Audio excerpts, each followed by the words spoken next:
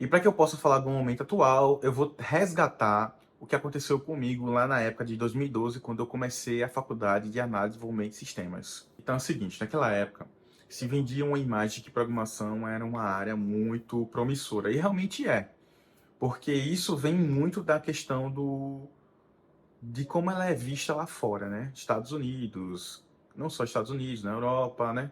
Por aí, Canadá, e enfim, como a gente vê no mercado lá fora, como é que funciona. Só que quando trouxe isso para nossa realidade, né? Digamos, para o nosso país, naquele momento, eu vi que é um momento muito embrionário. Olha que eu tô falando de 2012, viu? Imagine quem era de antes. Que aí já eu não tenho essa expertise. Mas por se tratar de uma coisa que vem mais de 10 anos, eu acredito que, oxe, muito mais de 10 anos, eu acredito que eu vou trazer aqui as informações que eu tive de vivência para que você consiga entender, né? Dar um finish ou um mesh, nada a ver. Dar um commit na sua vida. É tipo isso. Então, bora lá. 2012, a faculdade, ela entregava muito valor em relação ao conhecimento, mas que eu não via muitas oportunidades de vagas para serem preenchidas naquela área. Eu tinha muita dificuldade para conseguir um emprego, principalmente por ser iniciante, estudante, né? Entender ainda a questão da lógica da programação.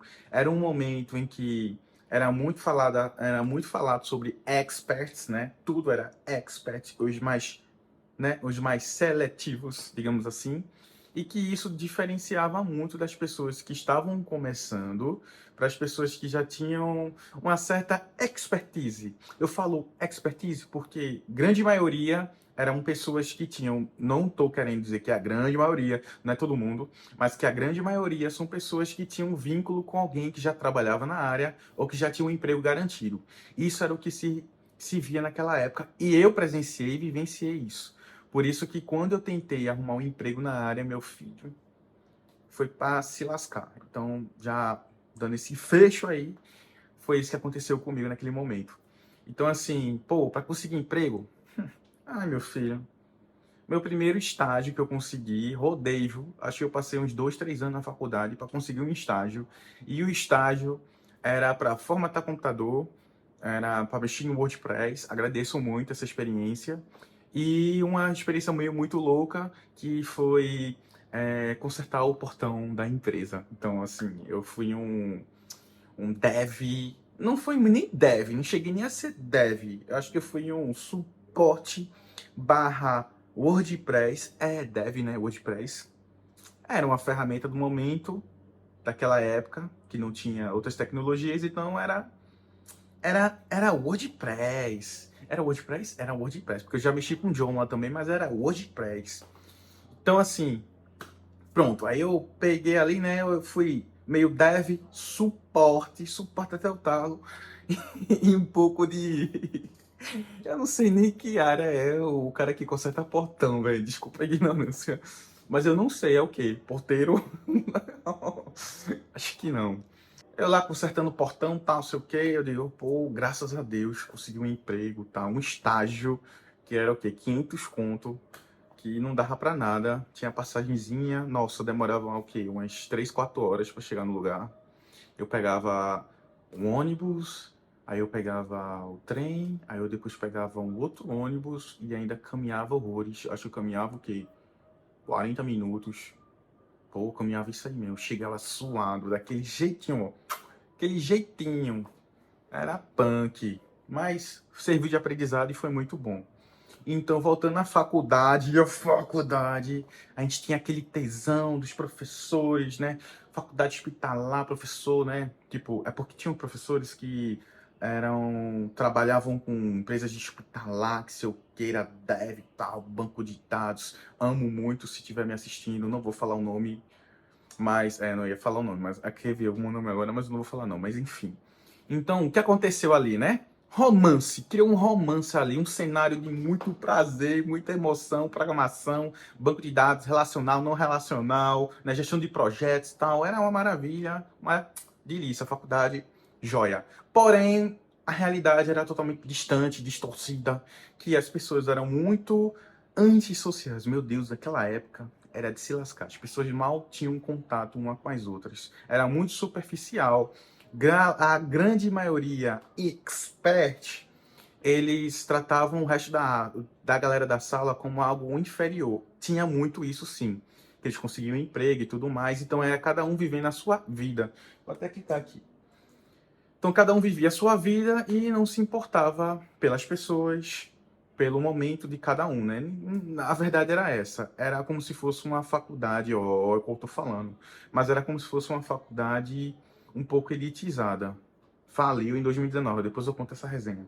Então, para tentar fazer um network ali, era só por base de nota.